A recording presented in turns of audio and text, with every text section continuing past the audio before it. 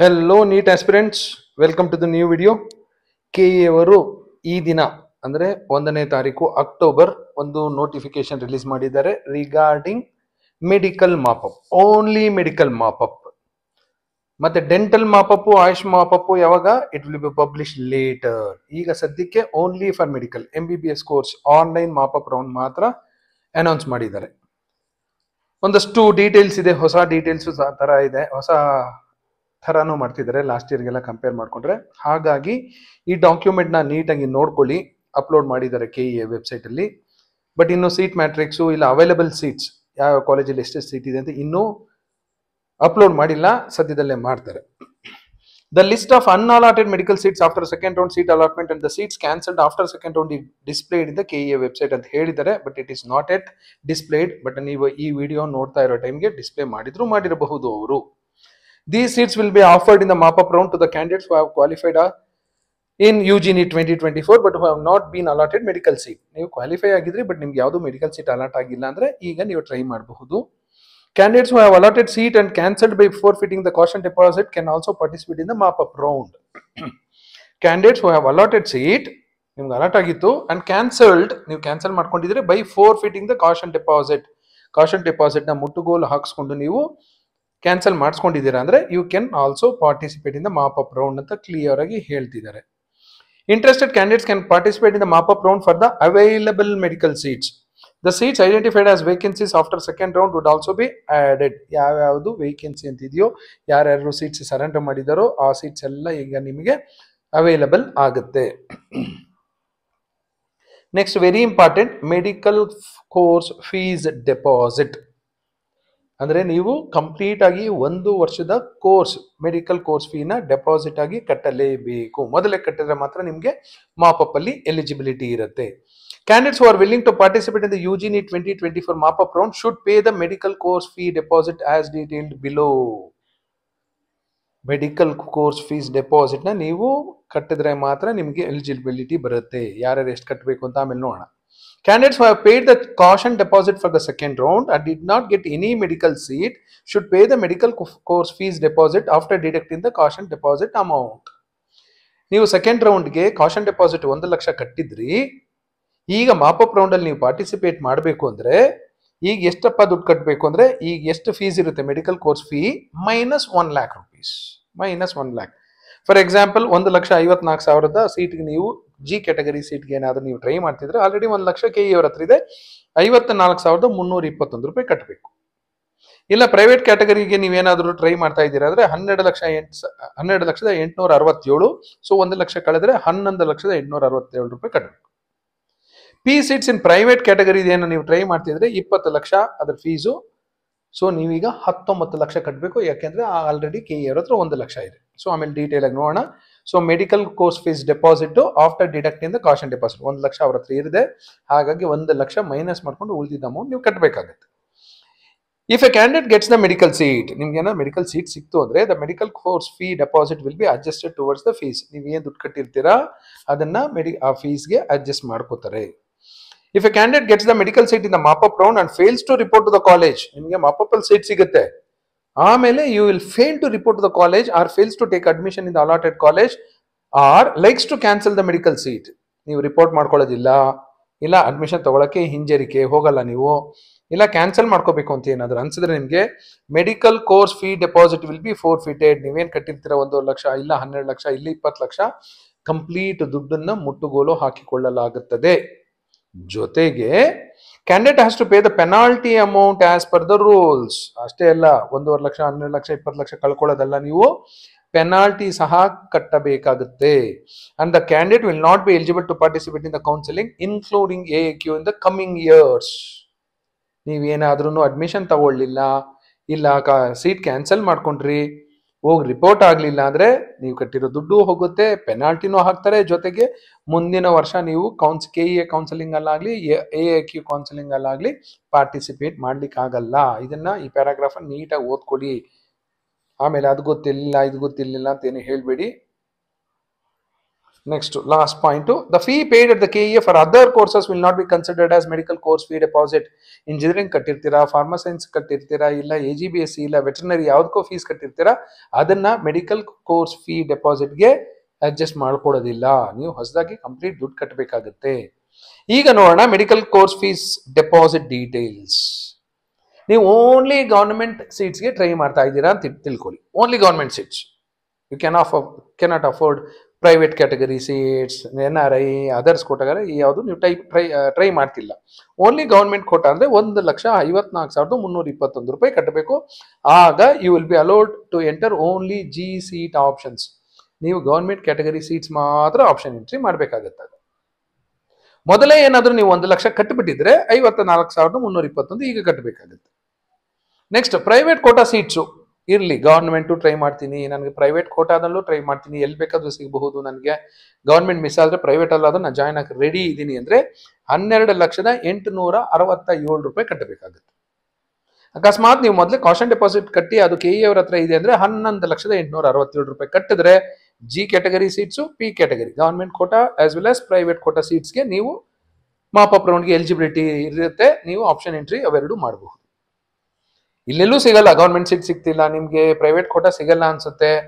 ನಾವು you try in private seats in private university, Dayananda Sagar university, Ramaiah university, Saptagiri NPS university, Adichunchanagiri university, SDM university, ಈ ತರ KBN university. ಅಲ್ಲಿ ಏನಾದ್ರೂ ನೀವು ಟ್ರೈ ಮಾಡ್ತಾ ಇದ್ದೀರಾ ಅಂತ ಏನಾದ್ರೂ ಇದ್ದರೆ ಫೀಸು 20 ಲಕ್ಷ ಕಟ್ಟಬೇಕು. ನೀವು ನಿಮ್ದು ಏನಾದ್ರೂ ಕಾಷನ್ ಡೆಪಾಸಿಟ್ KE ಹತ್ರ 1 ಲಕ್ಷ ಇದ್ರೆ 19 ಲಕ್ಷ ಕಟ್ಟಬೇಕಾಗುತ್ತೆ. 19 ಲಕ್ಷ ಇಲ್ಲ 20 ಲಕ್ಷ ನೀವು ಕಟ್ಟಿದ್ರೆ government quota seats option entry ಮಾಡಬಹುದು, ಪ್ರೈವೇಟ್ ಕೋಟಾ ಸೀಟ್ಸ್ ಎಂಟ್ರಿ ಮಾಡಬಹುದು, private seats in private university ಸಹ ಎಂಟ್ರಿ ಮಾಡಬಹುದು. ಇದು ಮೂರು ನಿಮ್ಗೆ ಸಿಗ್ತಾ ಇಲ್ಲ, NRI ಅದರ್ಸ್ ಕೋಟಾದ ನೀವು ಏನೋ ಟ್ರೈ ಮಾಡ್ತಾ ಇದ್ದೀರಾ ಅಂದ್ರೆ 25 ಲಕ್ಷ ಕಟ್ಟಬೇಕಾಗುತ್ತೆ. ನಿಮ್ದು ಏನಾದ್ರು ಕಾಷನ್ ಡೆಪಾಸಿಟ್ ಅವ್ರ ಹತ್ರ ಇದ್ರೆ 24 ಲಕ್ಷ ಇರುತ್ತೆ. ಆಗ you are allowed to enter all type of seat option. Candidate has to pay the balance fee after announcement of the result. Announce ಆಗುತ್ತೆ ರಿಸಲ್ಟ್, ಆ ಕಾಲೇಜಲ್ಲಿ 35 ಲಕ್ಷ 40 ಲಕ್ಷ ಎಷ್ಟಿರುತ್ತೋ ಡಿಫರೆನ್ಸ್ ಅಮೌಂಟ್ ಆಮೇಲೆ ಕಟ್ಟಬೇಕಾಗುತ್ತೆ. This applies for private university seats also. ಕೆಲವು ಕಾಲೇಜಲ್ಲಿ 25 ಲಕ್ಷ ಇದೆ, ಕೆಲವು ಕಾಲೇಜಲ್ಲಿ 22 ಲಕ್ಷ ಇದೆ. ಈಗ ನೀವು 20 ಕಟ್ಟಿರ್ತೀರಾ, ನಿಮಗೆ ರಾಮಯ್ಯದಲ್ಲಿ ಸಿಕ್ತು, ಡಿಫರೆನ್ಸ್ ಅಮೌಂಟ್ 5 ಲಕ್ಷ ಕಟ್ಟಬೇಕಾಗುತ್ತೆ. ಆದಿಚುಂಚನಗಿರಿಯಲ್ಲಿ ಇಲ್ಲ PES ಯೂನಿವರ್ಸಿಟಿಯಲ್ಲಿ ಸಿಕ್ತು, 2 ಲಕ್ಷ ಆಮೇಲೆ ಎಕ್ಸ್ಟ್ರಾ ಕಟ್ಟಬೇಕಾಗುತ್ತೆ. I hope this is clear. Medical course fees ಕಟ್ಟೋದು. Next, what is the eligibility to participate in mop up? ಇದು ತುಂಬಾ ಜನಕ್ಕೆ ತುಂಬಾ ಡೌಟ್ ಇರುತ್ತೆ. ಒಂದೊಂದು ವರ್ಷ ಒಂದೊಂದು ತರ ರೂಲ್ ಇರುತ್ತೆ. ನೋಡೋಣ 2024 ನೀಟಲ್ಲಿ ಏನ್ ರೂಲ್ ಚೇಂಜ್ ಆಗಿದೆ, ಹೇಗಿದೆ ಅಂತ. Candidates who have not been allotted any medical seat in KE either in first round or in the second round. Eligibility to participate in the mop-up round ಯಾರಿಗೆ ಎಲಿಜಿಬಿಲಿಟಿ ಇದೆ? Candidates who have not been allotted any medical seat in KE either in first round or in second round. ನಿಮಗೆ first round ಅಲ್ಲಾಗ್ಲಿ second round ಅಲ್ಲಾಗ್ಲಿ ಯಾವುದೇ medical seat allot ಆಗಿಲ್ಲ ಅಂದ್ರೆ you are eligible. ಅಥವಾ after allotment of medical seat surrendered the medical seat. After allotment of medical seat you have surrendered the medical seat by forfeiting the caution deposit, are only eligible to participate in the mop-up round for the available medical seats. ನಿಮಗೆ allotment of the medical seat allot ಆಗಿತ್ತು, ನೀವು medical seat ನ surrender ಮಾಡಿದ್ರಿ. ಹೇಗೆ surrender ಮಾಡಿದ್ರಿ? ನೀವು 1 ಲಕ್ಷದ caution deposit ನ ಮುಟ್ಟುಗೋಲು ಹಾಕೊಳ್ಳಿ ಅಂತ KE ಅವ್ರಿಗೆ ಹೇಳಿ ನೀವು ಸರೆಂಡರ್ ಮಾಡಿದ್ರಿ. ಈಗ ನೀವು eligible to participate in mop-up round for the available medical seats. ನೀವು ಎಲಿಜಿಬಿಲಿಟಿ ಇದೆ. ಫಸ್ಟ್ ರೌಂಡ್ ಅಲ್ಲಿ ಯಾರಿಗೂ ಸೀಟ್ ಸಿಕ್ಕಿಲ್ಲ, ಸೆಕೆಂಡ್ ರೌಂಡ್ ಅಲ್ಲಿ ಸೀಟ್ ಸಿಕ್ಕಿಲ್ಲ, you are eligible. But seat ಸಿಕ್ಕಿದ್ರು 1 ಲಕ್ಷ ನೀವು ಮುಟ್ಟುಗೋಲು ಹಾಕೊಳ್ಳಿ ನಿಮ್ಮ ಕಾಷನ್ ಡೆಪಾಸಿಟ್ ಅಂತ ಹೇಳಿ ಸೀಟ್ ಬಿಟ್ಕೊಟ್ಟಿದ್ರಿ. ಸೊ ನೀವು ಸಹ eligible. Candidates who have been allotted dental seat through KEA can participate for medical seat but not for dental seat again. ನಿಮ್ಗೆ ಏನಾದರೂ ಡೆಂಟಲ್ ಸೀಟು KEA ಮೂಲಕ ಅಲಾಟ್ ಆಗಿತ್ತು ಅಂದ್ರೆ ನೀವು ಮೆಡಿಕಲ್ ಸೀಟಿಗೆ ಮಾತ್ರ ಎಲಿಜಿಬಿಲಿಟಿ ಇರುತ್ತೆ. Likewise candidates who have been allotted AYUSH seat can participate for medical but not for AYUSH seat. ನಿಮ್ಗೆ ಆಯುಷ್ ಕೋರ್ಸ್ ಏನಾದರೂ ಸೀಟ್ ಅಲಾಟ್ ಆಗಿದ್ರೆ ನೀವು ಮೆಡಿಕಲ್ ಕೌನ್ಸಿಲಿಂಗ್ ಅಲ್ಲಿ ಪಾರ್ಟಿಸಿಪೇಟ್ ಮಾಡ್ಬೋದು, ಮೆಡಿಕಲ್ ಮಾಪಪ್ಗೆ, not for AYUSH mop up. But ಇಲ್ಲಿ ಇವರು ಇಂಜಿನಿಯರಿಂಗ್ ಬಗ್ಗೆ ಆಗಲಿ BSc ಬಗ್ಗೆ ಆಗಲಿ ಬೇರೆ ಯಾವುದೇ ಕೋರ್ಸಸ್ ಬಗ್ಗೆ ಮೆನ್ಷನ್ ಮಾಡಿಲ್ಲ.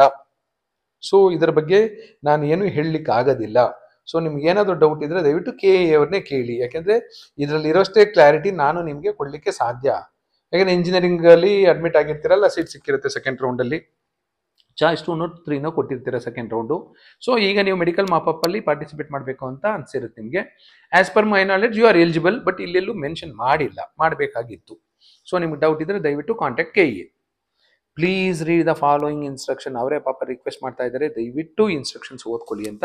ಯಾಕೆಂದ್ರೆ ಇದು important. Candidates who have been allotted medical seat in KEA in first round, choice 1 and 2. ನಿಮಗೆ ಫಸ್ಟ್ ರೌಂಡ್ ಅಲ್ಲಿ ಸೀಟ್ ಅಲಾಟ್ ಆಗಿತ್ತು, ನೀವು ಚಾಯ್ಸ್ 1 ಕೊಟ್ಟು ಅಡ್ಮಿಟ್ ಆಗಿದ್ರಿಲ್ಲ, ಚಾಯ್ಸ್ 2 ಕೊಟ್ಟು ಸೆಕೆಂಡ್ ರೌಂಡ್ ಹೋಗಿದ್ರಿ ಅನ್ಕೊಳ್ಳಿ. Are in second round of UG NEET 2024 are not eligible to participate in medical mop-up round. ನಿಮ್ಗೆ ಏನಾದರೂ ಫಸ್ಟ್ ರೌಂಡ್ ಅಲ್ಲಿ ಸೀಟ್ ಸಿಕ್ಕಿತ್ತು, ನೀವು ಚಾಯ್ಸ್ 1 and 2 ಕೊಟ್ಟಿದ್ರಿ, 1 or 2, ಸೆಕೆಂಡ್ ರೌಂಡ್ ಅಲ್ಲಿ ನಿಮ್ಗೆ ಸೀಟ್ ಸಿಕ್ಕಿತ್ತು ಅಂದ್ರೆ ನೀವು ಮಾಪಪ್ಗೆ ಎಲಿಜಿಬಲ್ ಇಲ್ಲ. Choice 3 candidates of the first round ಅಲ್ಲಿ ನೀವು ಚಾಯ್ಸ್ 3 ಕೊಟ್ಟಿದ್ರಿ, allotted medical seat in the second round and paid the fees are not eligible for mop-up round of UG NEET 2024. ಯಾವುದೊಂದು ಸೀಟ್ ಅಲಾಟ್ ಆಗಿತ್ತು ಫಸ್ಟ್ ರೌಂಡ್ ಅಲ್ಲಿ, choice 3 ಕೊಟ್ಟಿದ್ರಿ, second round ಹೋದ್ರಿ, fees ಕಟ್ಟಿದ್ರಿ second round ಅಲ್ಲಿ, ನೀವು eligible ಅಲ್ಲ. Choice 3 candidates of first round and allotted medical seat in the second round and paid the fees are not eligible for mop-up of UG NEET 2024. Next, third one, candidates who have reported to the college after allotment of seat in the first round or second round AIQ All India Counselling and are allotted a seat in mop-up round of All India Counselling including counselling for deemed university, central university are not eligible for UG NEET 2024 mop-up round being conducted by KEA. Candidates who have reported to the college report ಆಗಿದ್ರಿ, second round ಅಲ್ಲಿ seat ಸಿಕ್ಕಿತ್ತು, all India counselling ಅಲ್ಲಿ ಇಲ್ಲ, all India counselling ಅಲ್ಲಿ mop up ಅಲ್ಲಿ ಸಿಕ್ಕಿತ್ತು, ಇಲ್ಲ deemed university ನಿಮ್ಗೆ ಆಲ್ ಇಂಡಿಯಾ ಕೌನ್ಸಿಲಿಂಗ್ ಅಲ್ಲಿ ಸಿಕ್ಕಿತ್ತು, you are not eligible for online mop up of KEA. Candidates are advised to visit KEA website for seats availability or vacant seats for mop-up round allotment after participating, as well as to know about the fee structure in different colleges category of seats. KEA website visit ಮಾಡಿ, ಅಲ್ಲಿ ಎಷ್ಟು seats available ಇದೆ, ಎಷ್ಟು vacant seats ಇದೆ, ಯಾವ ಕ್ಯಾಟಗರಿಲಿ ಇದೆ, ಯಾವ category ಎಷ್ಟು ಫೀಸು ಅಂತೆಲ್ಲ ಡಿಸ್ಪ್ಲೇ ಮಾಡ್ತೀವಿ ಅಂತ ಹೇಳಿರ್ತಾರೆ. ಸದ್ಯಕ್ಕೆ ಡಿಸ್ಪ್ಲೇ ಮಾಡಿಲ್ಲ, ನೀವು ಈ ವಿಡಿಯೋ ನೋಡೋ ಟೈಮ್ಗೆ ಡಿಸ್ಪ್ಲೇ ಮಾಡಿರಬಹುದು.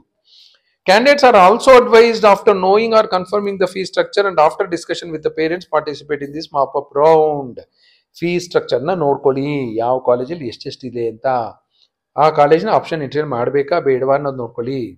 ಸೊ ಪೇರೆಂಟ್ಸ್ ಪಾಪ ದುಡ್ಡು ಕಟ್ಟೋದು, ಸೊ ಪೇರೆಂಟ್ಸ್ ಜೊತೆಲಿ ಡಿಸ್ಕಸ್ ಮಾಡಿ, ಎಲ್ಲ ಡಿಸ್ಕಸ್ ಮಾಡಿ ಒಂದು ಒಮ್ಮತಕ್ಕೆ ಬಂದು ಆಮೇಲೆ ಫೀಸ್ ಕಟ್ಟಿ ಆಮೇಲೆ ಆನ್ಲೈನ್ ಮಾಪಪ್ ಅಲ್ಲಿ ಪಾರ್ಟಿಸಿಪೇಟ್ ಮಾಡಿ ಅಂತ KEA ಹೇಳ್ತಾ ಇದೆ.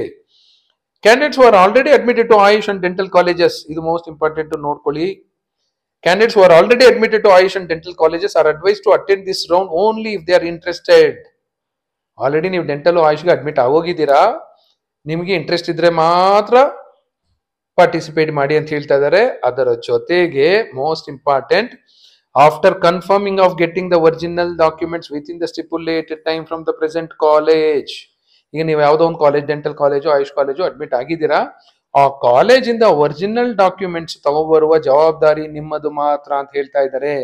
ಅದು ಗ್ಯಾರಂಟಿ ಇದ್ರೆ ಮಾತ್ರ ಫೀಸ್ ಕಟ್ಟಿ ಮಾಪಪ್ ರೌಂಡ್ ಅಲ್ಲಿ ಪಾರ್ಟಿಸಿಪೇಟ್ ಮಾಡಿ ಅಂತ ಹೇಳ್ತಾ ಇದ್ದಾರೆ. The seat selected by the candidate in any discipline will get cancelled automatically upon allotment of a seat in this round. Mop-up ಅಲ್ಲಿ ನಿಮ್ಗೆ ಏನಾದ್ರೂ ಸೀಟ್ ಸಿಕ್ತು ಅನ್ಕೊಳ್ಳಿ, ನಿಮ್ಗೆ ಯಾವುದೇ ಡಿಸಿಪ್ಲಿನ್ ಇಲ್ಲ, engineering, dental, AYUSH, BSc, AG, veterinary, ಯಾವುದೇ ಸೀಟ್ ಸಿಕ್ಕಿರತ್ತಲ್ಲ, ಆಟೋಮ್ಯಾಟಿಕ್ ಆಗಿ ಟಕ್ ಅಂತ ಸೀಟು ಕ್ಯಾನ್ಸಲ್ ಆಗ್ಬಿಡುತ್ತೆ. ಮಾಪಪ್ ಅಲ್ಲಿ ಸೀಟ್ ಸಿಕ್ತು ಅಂದ್ರೆ ಹಳೆ ಸೀಟ್ ಹೊರಟೋಯ್ತು.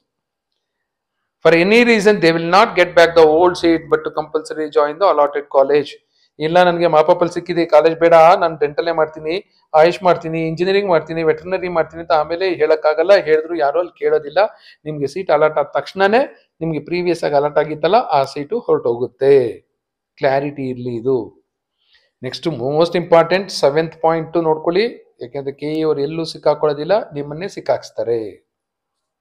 7th point, the responsibility of obtaining the original documents from the present college for admitting to the newly allotted college within the stipulated date and time solely lies with the candidates.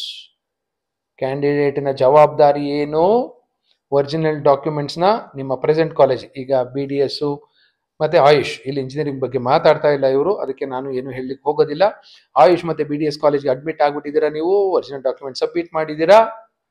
So ಅದನ್ನ last date and time ಗಿಂತ ಮೊದಲು ತರುವ ಜವಾಬ್ದಾರಿ ನಿಮ್ಮ ಮೇಲೆ ಮಾತ್ರ ಇದೆ ಅಂತ KEA ಅವರು ನೀಟಾಗಿ ಜಾರ್ಕೊಳ್ತಾ ಇದ್ದಾರೆ.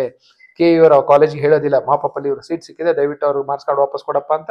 ಇವ್ರು ಏನೋ ಆರ್ಡರ್ ಮಾಡೋದಿಲ್ಲ.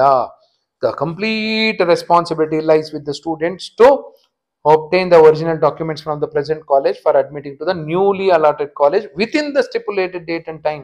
ನೀವು ಯಾವಾಗಂದ್ರೆ ಅವಾಗ 3 ತಿಂಗಳಾದ್ಮೇಲೆ ತಂದು ಕೊಡ್ತೀನಿ, 1 ತಿಂಗಳಾದ್ಮೇಲೆ ತಂದು ಕೊಡ್ತೀನಿ ಅಂತ ಹೇಳಕ್ಕಾಗೋದಿಲ್ಲ. ಲಾಸ್ಟ್ ಡೇಟ್ ಏನಿರುತ್ತೆ ಅದಕ್ಕಿಂತ ಮೊದಲೇ ನೀವು ತಂದು ಈಗ ಮಾಪಪ್ ಅಲ್ಲಿ ಅಲಾಟ್ ಆಗಿರುವಂತ ಸೀಟ್ಗೆ ಅಡ್ಮಿಷನ್ ತಗೋಬೇಕಾಗುತ್ತೆ.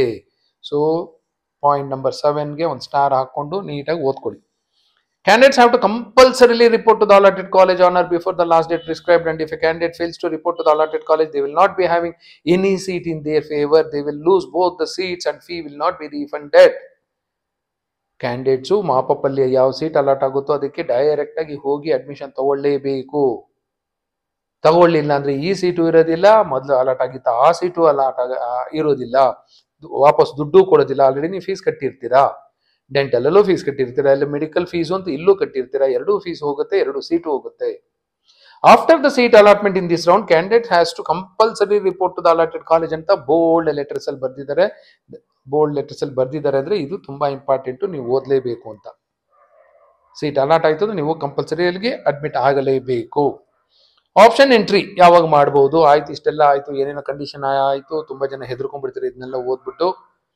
ಸೊ 7ನೇ ತಾರೀಕು ಮಧ್ಯಾಹ್ನ 2 ಗಂಟೆಯಿಂದ 7, 8, 9, 10, 11, 12, 13, 14ನೇ ತಾರೀಕು ಬೆಳಿಗ್ಗೆ 11 ಗಂಟೆವರೆಗೂ ಟೈಮ್ ಕೊಟ್ಟಿದ್ದಾರೆ ನಿಮಗೆ. ಯಾರಿಗೆ? Only to the candidates who pays medical course fees deposit. ನೀವು ಮೊದಲೇ ಡೆಪಾಸಿಟ್ ಇಡಬೇಕು. ಮೆಡಿಕಲ್ ಕೋರ್ಸ್ ಫೀನ ಕಂಪ್ಲೀಟ್ 1 ವರ್ಷದ ಕೋರ್ಸ್ ಫೀಸ್ನ ನೀವು ಡೆಪಾಸಿಟ್ ಇಟ್ಟರೆ ಎಂತ ಸೀಟ್ಗೆ ನೀವು ಫೀಸ್ ಕಟ್ಟಿರ್ತಾರೋ ಅಂತ ಸೀಟ್ ಮಾತ್ರ ಆಪ್ಷನ್ ಎಂಟ್ರಿ ಮಾಡ್ಬೋದು. Candidates have to enter the options after paying of medical course fee deposit. Fees ಕಟ್ಟಬೇಕು ಫಸ್ಟ್, ಆಮೇಲೆ ಆಪ್ಷನ್ ಎಂಟ್ರಿ ಮಾಡಬೇಕು. The eligible candidates who pay the medical course fee deposit will be allowed to enter the option. ನೀವು fees ಕಟ್ಟಿದ್ರೆ ಮಾತ್ರ ನಿಮ್ಮನ್ನ hello ಮಾಡ್ತಾರೆ option ಎಂಟ್ರಿಗೆ. All the eligible candidates have to enter the new options. ನೀವೇನಾದ್ರೂ mop-up ಅಲ್ಲಿ medical course fees ಕಟ್ಟಿ participate ಮಾಡ್ತಾ ಇದ್ದೀರಾ ಅಂದ್ರೆ ಫ್ರೆಶ್ ಆಗಿ ಆಪ್ಷನ್ ಎಂಟ್ರಿ ಮಾಡಬೇಕಾಗುತ್ತೆ. ಫಸ್ಟ್ ರೌಂಡ್ಗೂ ಸೆಕೆಂಡ್ ರೌಂಡ್ಗೂ ಎಂಟ್ರಿ ಮಾಡಿದಿರಲ್ಲ ಅದು ಕನ್ಸಿಡರ್ ಮಾಡೋದಿಲ್ಲ. The options entered by them in the previous rounds will not be considered. Date of publication of provisional seat allotment results of mop-up round will be inform later. ಯಾವಾಗ provisional result ಕೊಡ್ತೀವಿ, ಯಾವಾಗ final result ಕೊಡ್ತೀವಿ ಅಂತ ಏನು ಹೇಳ್ತಿಲ್ಲ. It will B announced later. I hope this is clear ಆಗಿಲ್ಲ ಅಂದ್ರೆ download ಮಾಡ್ಕೊಳ್ಳಿ, 1 ಸರಿ ಇಲ್ಲ 2 ಸರಿ ಓದ್ಕೊಳ್ಳಿ. ಎಷ್ಟು ದುಡ್ಡು ಕಟ್ಟಬೇಕು, ಏನು, ಯಾರಿಗೆ ಎಲಿಜಿಬಿಲಿಟಿ ಇದೆ, ಯಾರಿಗೆ ಎಲಿಜಿಬಿಲಿಟಿ ಇಲ್ಲ, ನೀವೇನಾದ್ರೂ ಮತ್ತೆ ಹೋಗಿ ಅಡ್ಮಿಟ್ ಆಗಲಿಲ್ಲ ಅಂದ್ರೆ ಏನು ಪ್ರಾಬ್ಲಮ್ ಆಗುತ್ತೆ ಎಲ್ಲ ನಿಮ್ಮ ಗಮನದಲ್ಲಿ ಇರಲಿ. All the best for mop-up round counselling. Thank you.